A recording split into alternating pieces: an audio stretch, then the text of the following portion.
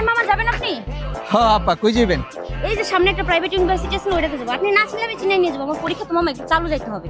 আরে আপা, আপনি কি কইতাছেন? আমি নিজেও ইউনিভার্সিটির স্টুডেন্ট। আপনি বহেন, আপনার আমি শর্টকাটে লয়ে যাইতাছি। পরীক্ষার আগে আগে যাবেন না, বহেন। আপনি মামা প্রাইভেট ইউনিভার্সিটির স্টুডেন্ট হয়ে রিক্সা চালাইতেছেন? আপনি মনে ফেল করছিলেন তাই না? ফেল করছি মানে? পাস করছি আপা, পাস কইরাও এখন রিকশা চালাই, সবই কপাল। পাস কইরাও রিক্সা চালান, তাইলে কি আপনি থার্ড ক্লাস পায় পাস করছেন তাই না মামা? থার্ড ক্লাস মানে ফার্স্ট ক্লাস ফার্স্ট। ওই ইউনিভার্সিটির ভিতরে টপ 10 স্টুডেন্ট থাকলে তার মধ্যে আমি একজন।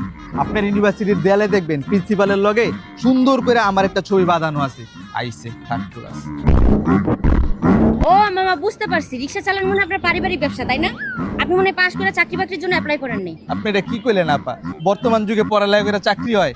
2 বছরে আমি না হলো 40 জোড়া জুতা খুয়াইছি আপা। প্রতি মাসে 2টা করে জুতা খোয়া হয়ে গেত, আমি আর চাকরি পাইতাম না। এখন